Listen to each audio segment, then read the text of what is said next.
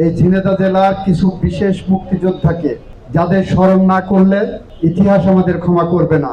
তাদের মধ্যে বীর শ্রেষ্ঠ হামিদুর রহমান আমাদের ঝিনাইদহর সন্তান।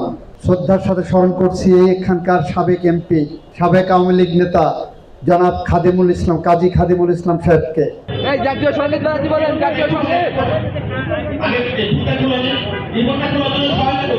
আপনারা আমাদের অভিভাবক, আপনারা আমাদের জন্য জীবন বাজি রেখে একটি দেশ এনে দিয়েছিলেন, স্বাধীনতা এনে দিয়েছিলেন, মানচিত্র এনে দিয়েছিলেন, এই ভূখণ্ড এনে দিয়েছিলেন। আজকে আমাদের সামনে আপনারা বট বৃক্ষের মতো আছেন।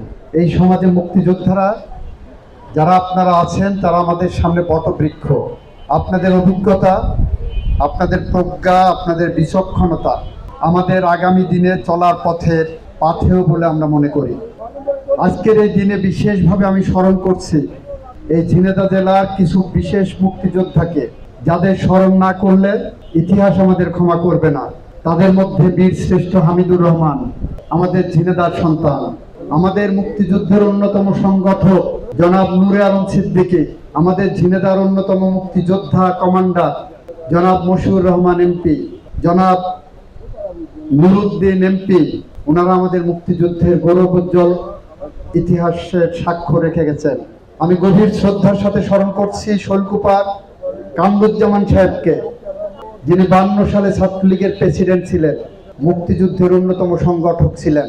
শ্রদ্ধার সাথে স্মরণ করছি এখানকার সাবেক এমপি, সাবেক আওয়ামী লীগ নেতা জনাব খাদিমুল ইসলাম, কাজী খাদিমুল ইসলাম সাহেবকে, যাকে শৈলকুপার মানুষ এখনো গভীর শ্রদ্ধার সাথে স্মরণ করে তার সততার জন্য, নিষ্ঠার জন্য। গভীর শ্রদ্ধার সাথে স্মরণ করছি খুলনা বিভাগের গেরিলা কমান্ডার, দুর্ধর্ষ সাহসী মুক্তিযোদ্ধা, আপনাদের সহকর্মী বীর মুক্তিযোদ্ধা গোলাম মোস্তফাকে। গভীর শ্রদ্ধার সাথে স্মরণ করছি দবিরউদ্দিন জব্দারকে। গভীর শ্রদ্ধার সাথে স্মরণ করছি গাড়াগঞ্জের এই ব্রিজের এখানে যুদ্ধে লিপ্ত, সম্মুখ সমরে লিপ্ত থাকা সাবেক এমপি আমাদের আব্দুল হাই সাহেবকে। গভীর শ্রদ্ধার সাথে স্মরণ করছি এখানকার আর একজন সাবেক এমপি নায়েব আলী জব্দার সাহেবকে।